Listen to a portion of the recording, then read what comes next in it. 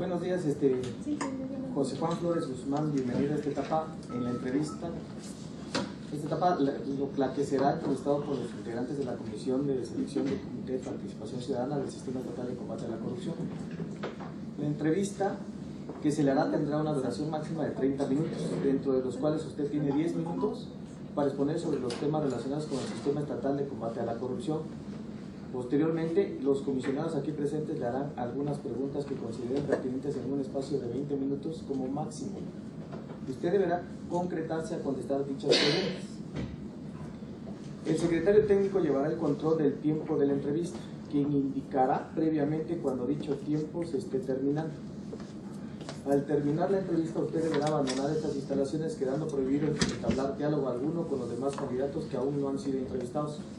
Empezamos con su entrevista, con su exposición. Con el permiso de los señores integrantes de la Comisión de Selección, muy buenos días. La honestidad y la integridad son absolutamente esenciales para el éxito en la vida. La buena noticia es que cualquier persona puede desarrollar tanto la honestidad como la integridad. Son frases de Zig Ziglar, el escritor norteamericano. Quiero comenzar retomando algunos temas o algunos puntos de mi exposición de motivos, en el sentido de que algunos de los funcionarios públicos que actualmente nos dirigen o nos han dirigido tanto en la administración pasada, en la actual, en la federal, en la estatal o en la municipal, han dejado de lado las características principales que debe de cumplir un funcionario público. ¿Esto qué es lo que ha originado? Bueno, ha originado que en el país cada vez leamos, escuchemos, ya sea por los medios electrónicos, en los medios impresos, de actos de corrupción. El acto de corrupción, como lo define la maestra María Antonio Casar, y lo voy a leer para no quitarle ninguna de los temas que ella considera en su definición, la define como el abuso de cualquier posición de poder, pública o privada, con el fin de generar un beneficio indebido a costa del bienestar colectivo o individual. En otras palabras, es el desvío del criterio que debe orientar la conducta de un tomador de decisiones a cambio de una recompensa no prevista en la ley. El Estado mexicano cuenta con un sinnúmero de normas para combatir a la corrupción. Tenemos leyes, reglamentos, reglas de operación, manuales de organización, manuales de procedimientos, un sinnúmero de información. Estamos inmersos en leyes. ¿Para qué? Para el buen ejercicio del recurso público. Sin embargo, todas esas leyes no han sido suficientes y no vemos un avance real en la materia. Seguimos viendo escándalos de corrupción. ¿Qué es lo importante acá? Retomando el tema de la doctora María Amparo Casar en su análisis de anatomía de la corrupción en México, nos dice que si definir a la corrupción resulta un ejercicio complejo, medirlo lo es aún más. Toda vez que descubrir un acto de corrupción que por definición busca ser encubierto requiere además de voluntad, requiere de recursos y de capacidades de investigación que afortunadamente con la reforma al artículo 113 de la Constitución Política, a todos los órganos que intervienen en la fiscalización y rendición de cuentas, así como el control y vigilancia de los recursos públicos, se les ha dado esta capacidad de investigación, capacidad para poder tener los recursos suficientes y poder empezar a trabajar ahora sí en el combate a la corrupción. ¿Qué es lo importante de esto? Que por primera vez se le da paso a la ciudadanía, se le da la oportunidad de participar en estos temas. Normalmente nosotros como ciudadanos comunes escuchamos, sabemos y leemos de los actos de corrupción, como yo mencionaba hace un momento, pero nunca nos interesamos o no tenemos el interés general de poder participar en estos temas. Ahora que se abre la convocatoria para que un ciudadano o 5 ciudadanos formen parte de este sistema estatal de combate a la corrupción, para mí es muy importante participar, ya que de la experiencia que he tenido a lo largo de mi trayectoria, tanto en la administración pública como en la iniciativa privada, me permite tener conocimiento de cómo funciona la administración como tal. Me permite saber, por haber estado en áreas de control, de evaluación, de organización, que es lo principal que yo creo que debemos de empezar a ver. Por ejemplo, les comento, les comparto, que en el año de 1997, cuando fungía yo como jefe del Departamento de Métodos y Procedimientos de la Contraloría General, que dependía en ese entonces, que sigue dependiendo de la Dirección de Modernización Administrativa, además del departamento al que yo pertenecía, había un departamento que se llamaba Evaluación de la Gestión Pública. Entre otras funciones, ese departamento realizaba o llevaba a cabo un programa que se denominaba Ciudadano Sorpresa. ¿En qué consistía este programa de Ciudadano Sorpresa? Previamente, las dependencias y entidades tenían que pasar por el área de métodos y procedimientos para generar sus estructuras orgánicas, manuales de organización, manuales de procedimientos y su manual de trámites y servicios. Un funcionario de la Contraloría se hacía pasar como cualquier ciudadano, hacía el trámite y ahí tomaba todos los datos que se refieren al trámite que presta la dependencia. Se revisaban tiempos, se revisaban costos, se revisaban requisitos, si cumplían o no cumplían. Esos, para mí, o desde que yo tengo conocimiento en el servicio público, fueron los inicios de la transparencia, fueron los inicios del combate a la corrupción. De ahí generábamos cédulas que se le notificaban directamente al titular de la dependencia o entidad para notificárselos y decirles en qué estaban mal y proceder a su corrección.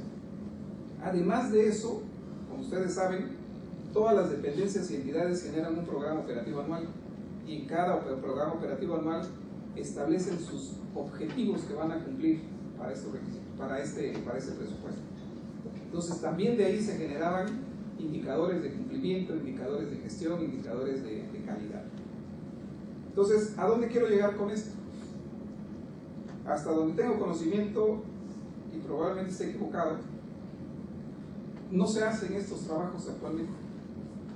Entonces, quiero llegar a que retomemos, a proponer, en caso de ser beneficiado con su apoyo, a llegar a proponer que se retomen ciertas actividades que ya existían, o que si existen, se refuercen, como dice el nuevo sistema estatal de combate a la corrupción, reforzarlos, proponer para que se refuercen y efectivamente empezar a ver cambios. Esto, como lo ha comentado en alguna ocasión la vocera de la comisión, esto es un trabajo que va a llevar tiempo, no es inmediato. No vamos a ver resultados en 1 año, en 2 años, en 3 años, pero lo importante es empezar, como se ha dicho siempre, es empezar. Tuve la oportunidad de estar presente donde se dio a conocer a los medios de comunicación el tema de la convocatoria, y un periodista preguntó: ¿esto realmente va a servir? Entonces, ¿qué es lo que tenemos que hacer? Cambiar esa perspectiva que tiene la ciudadanía o la gente, los medios de comunicación en general, en el sentido de que sí va a servir. Se ha hecho demasiado esfuerzo, hay demasiados estudios en materia de corrupción y cómo combatirla. Entonces, de que va a servir, tiene que servir, pero es paulatino. Tenemos que trabajar, como dice acá, al pie de la letra, siguiendo la ley como tal y como lo establece, principalmente en el tema de máxima difusión. ¿Para qué? Para que la ciudadanía esté enterada de lo que está haciendo el sistema. El sistema como tal, independientemente de los que la van a integrar. Me llama la atención, por ejemplo, de que fuimos solamente 33 interesados en participar en esta convocatoria.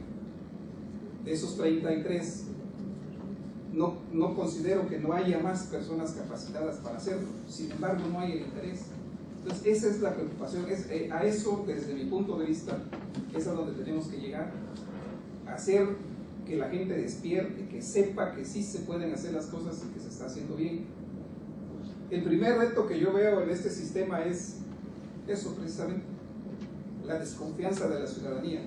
Tenemos que trabajar en ese aspecto para que la ciudadanía esté consciente de que lo que estamos haciendo está correcto. Ahora bien, al igual que ustedes que pasaron por un proceso de selección, nosotros o los que vayamos a ser calificados, pues estamos en una etapa de ser calificados por 9 de los integrantes de la comisión de selección que son expertos en la materia. ¿Esto qué es lo que reviste? Legitimidad de todos los aspectos. Ahí es donde empezamos y eso es lo que tiene que entender la gente, que todo es un proceso legítimo. Estamos haciendo las cosas, si fuimos 33 los interesados, pues son 33 los que van a tratar de hacer cambiar la visión de la gente. Que a lo mejor no van a ser los 33, únicamente vamos a hacer 5, posiblemente podamos ser 5. Entonces, la idea de esta ponencia que yo les quiero dar es que no necesariamente son las leyes las que van a resolver el problema. No es a través de las leyes, ya están, todo ya está escrito, está escrito hasta de más, supongo. ¿Qué tenemos que hacer? Realmente sentarnos y empezar a trabajar en eso. Hay una parte que también les quiero leer de lo que puse en mi exposición de motivos, y dice: establecer penas más severas para aquellos que llevan a cabo estos actos será la respuesta, o verdaderamente se necesita volver a sembrar la semilla de los valores en la familia para erradicar este mal. Muchas gracias. Gracias. Pues bueno, entonces la etapa de preguntas por parte de la integrante de la comisión. Adelante, licenciado Carlos. Perdón, esa preocupación, ciudadano José Juan Flores Guzmán, de involucrar a la familia, involucrar a la sociedad, ¿qué haría usted si fuera designado miembro del comité como primera instancia para poder jalar y que realmente haya un cambio, una mirada hacia ese comité ciudadano para revertir o tratar de revertir la corrupción? Sí. Principalmente lo que comenté de difundir los temas que vamos a tratar, o que se van a tratar en este sistema. Desafortunadamente, como decía también, estamos en una situación de no interés, falta de interés. Tenemos que empezar a ver cómo podemos ir proponiendo políticas de difusión, por ejemplo, en las escuelas.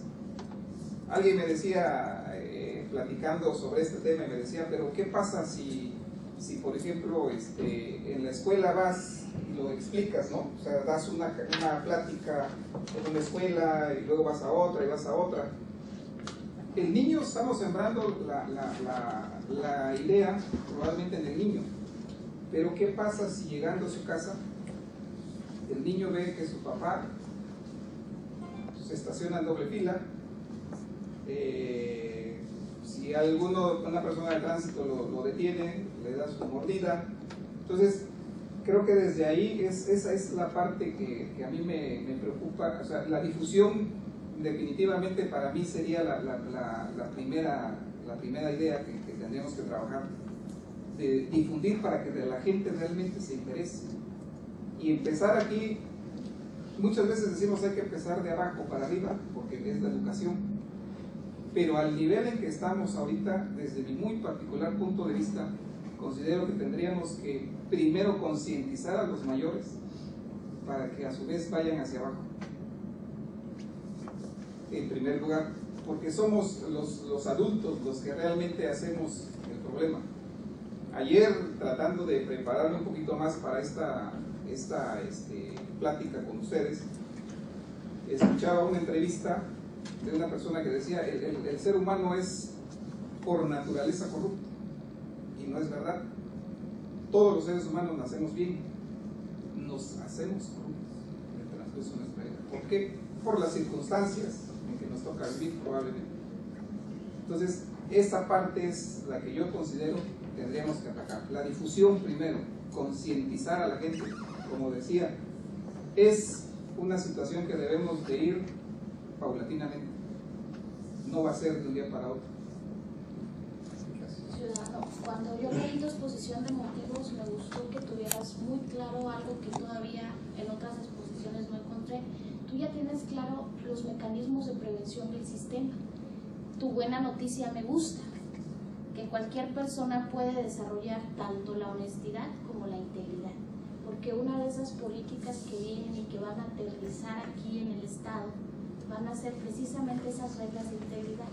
Veo que tienes experiencia, lo que nos mencionabas de estos ciudadanos que eran contralores y sorpresa para ver si estaban prestando bien si estaban aplicando bien los manuales, ¿no? Esa parte me gusta.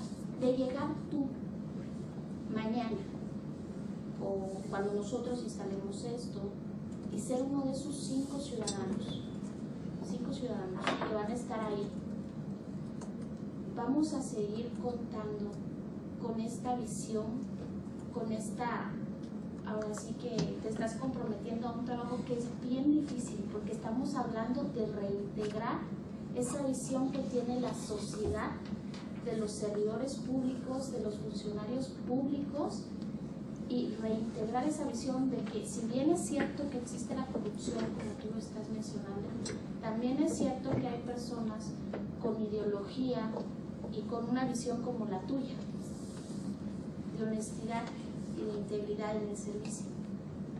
Vas a ahora sí que lo vas a hacer desde esa trinchera. Desde luego, por eso es una parte fundamental de mi exposición de motivos. Quiero decirles también que he aprendido durante todo este proceso de aprendizaje y de compromiso con el gobierno del Estado.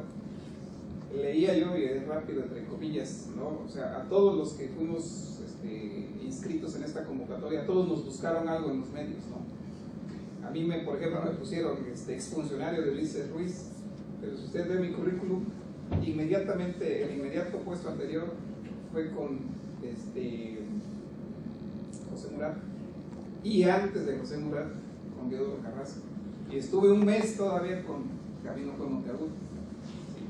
Entonces, no revisan completo, ¿no? O sea, yo te daría 3 sexenios completitos, y la parte importante, o sea, hemos aprendido en una parte completo el tema de auditorías, por ejemplo, en la Contraloría General.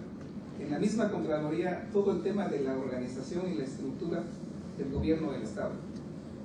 Quiero comentarles que cuando yo estaba como jefe de departamento, se creó el primer manual general de organización de la administración pública, que abarcaba a todas las dependencias y a todas las entidades. Por primera vez en ese entonces se generaron todas las estructuras orgánicas que hasta la fecha la Dirección de Modernización Administrativa, que ahora sigue dependiendo que ahora es de la Secretaría de Administración, la siguen actualizando. Hicimos los manuales de organización, hicimos los manuales de procedimientos, los de trámites. En ese entonces iniciaba apenas el tema informático. Fíjense nada más la visión que se tenía en ese entonces. Se tenía un call center, se llamaba, y había teléfonos en el registro civil, en el registro público de la propiedad, en la procuraduría, y no recuerdo cuál otra. Usted levantaba el teléfono en cualquiera de esos y le contestaba a una persona en la Contraloría y se decía: oye, ¿qué trámite es el que tengo que hacer? ¿A dónde tengo que ir? ¿Cuánto me cuesta? Inmediatamente ahí una persona decía: tu trámite te cuesta tanto. ¿Sí? ¿Qué es lo que está pasando ahorita? Igual en la radio, yo trato de escuchar siempre las noticias porque me interesa saber qué es lo que dice la gente. Una persona se quejaba en un noticiero que fue a hacer un trámite en Ijutla de una licencia. Dice: yo llegué, me formé, me dieron mi trámite, me dieron todos los requisitos, pagué. Antes de que me entregaran mi licencia me dicen: te falta una carta de no infracciones. Sí, expídamela. No, tiene que ir hasta Oaxaca y en Oaxaca se la dan. 15 horas, dice el señor, que se llevó para tramitar una licencia. Entonces, por supuesto que mi compromiso es ese, por supuesto que es la intención de mejorar. Al conocer, como les decía yo, ahora sí que técnicamente las entrañas de la administración pública, puedo aportar. Obviamente, tengo entendido que ustedes van a definir diversas profesiones, ¿no? O sea, alguien que se complemente uno del otro. En mi caso, yo les expongo y les ofrezco toda mi experiencia en la administración pública, en la parte de auditoría, en la parte de organización y en la visión que podemos ver cómo mejorar los servicios hacia la gente. Ese sería mi compromiso.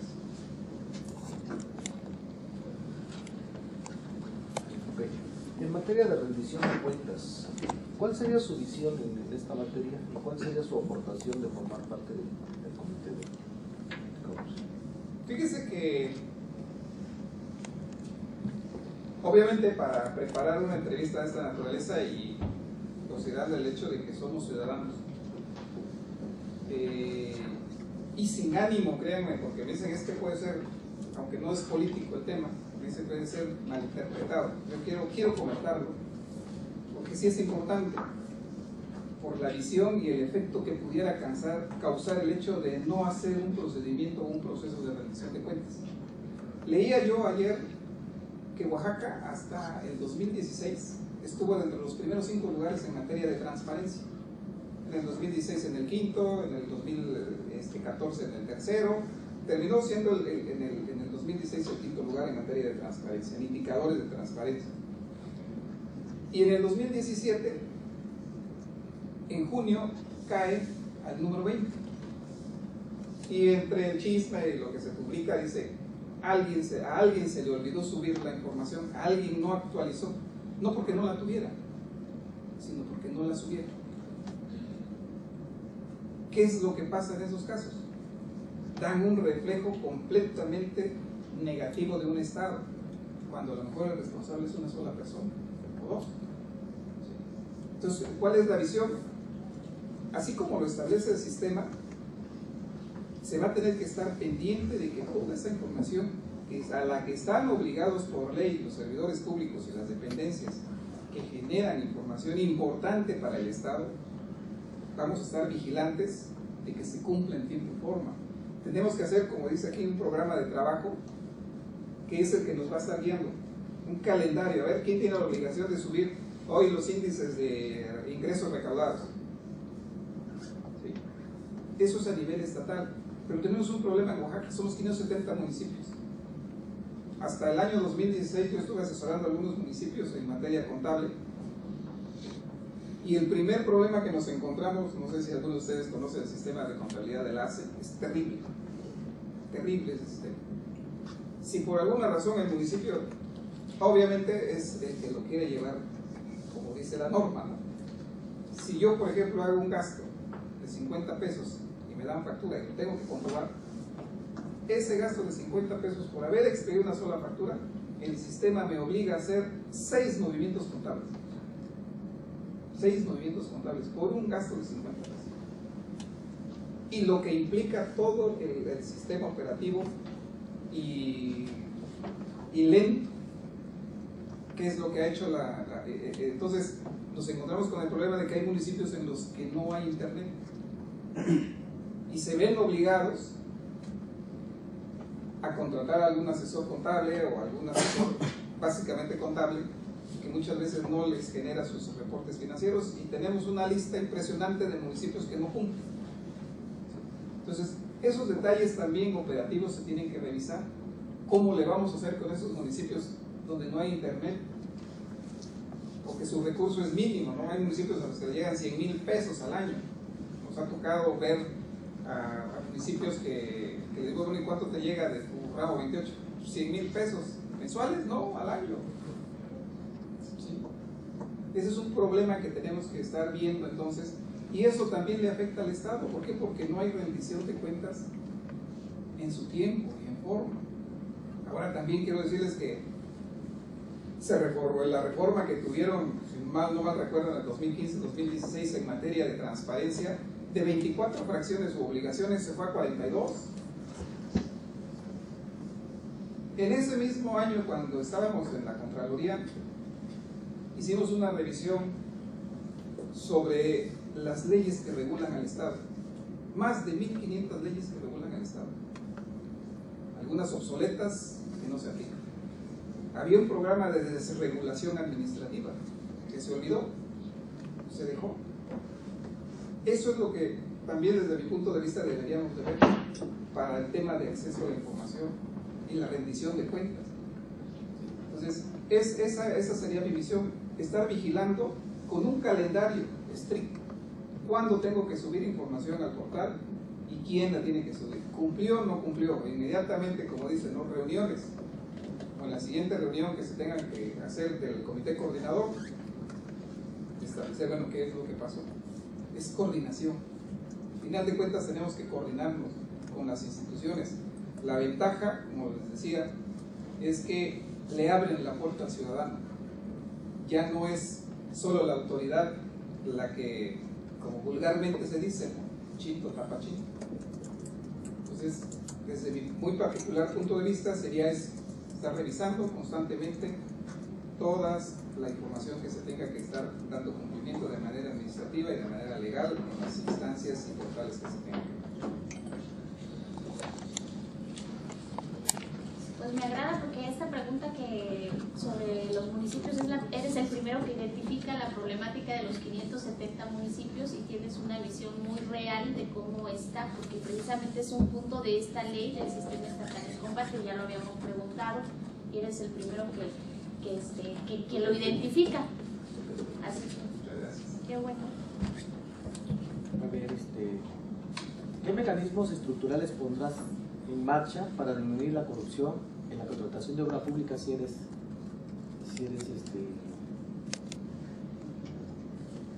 elegido dentro del Comité de Participación Ciudadana?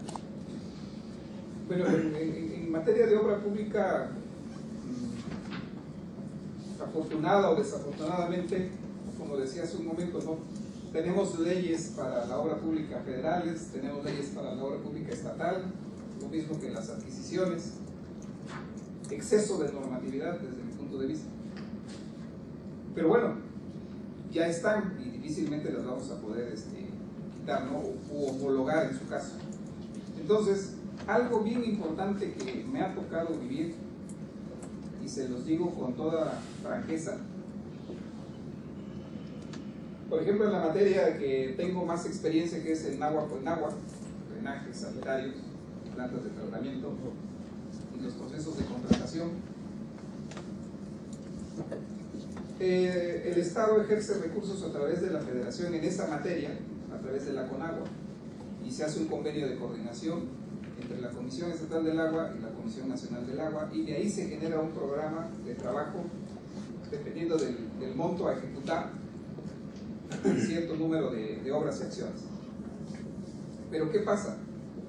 También el Estado autoriza obra pública en esa materia, en agua, en saneamiento, y en los municipios, cuando no tienen acceso a ningún programa, ya sea estatal o federal, por su propia cuenta generan también obra pública de la misma manera.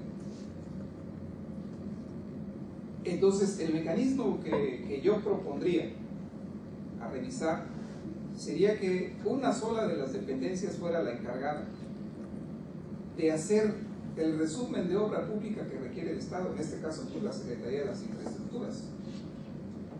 Entonces, que una sola dependencia recopile todas las necesidades de obra pública por año. Incluso, yo siempre he dicho, y este es un paréntesis muy rápido, cuando compite un gobernador, un presidente municipal con los demás integrantes de la competencia, todo el mundo trae un programa de trabajo, todo el mundo trae cómo va a resolver el mundo. ¿Sí?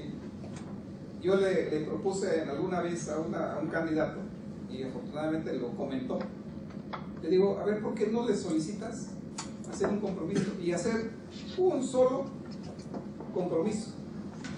Que el que gane se va a comprometer a cumplirlo. Así es como vería yo cómo podríamos evitar algunos desvíos o algunas desorganización básicamente en materia de obra pública. ¿Por qué? Porque la obra pública se contrata técnica y prácticamente durante todo el año. Estamos hablando de que a veces en enero sale una obra de Cimbra, en febrero una de CAO, en marzo otra de SEA y así nos vamos, ¿no? O sea, parecería un desorden, pero también tiene que ver mucho con los recursos, cómo llegan, ya sea de la federación o la disponibilidad del Estado. Muchas veces el Estado necesita tener la contraparte o el paripaso que le dicen. La federación, a veces, dependiendo del grado de marginación o de las veces que se ha invertido en su municipio, dicen yo te pongo el 70%, el 80%, el 50%, el 60% y tú pones la diferencia. Ahí es donde hay muchos problemas. Entonces, desde mi punto de vista, eso tendríamos que trabajar. Ese sería un mecanismo estructural bien importante para que tengamos, el Estado tenga conocimiento general de todo lo que se requiere, de municipios, del Estado, de todo lo que es obra pública.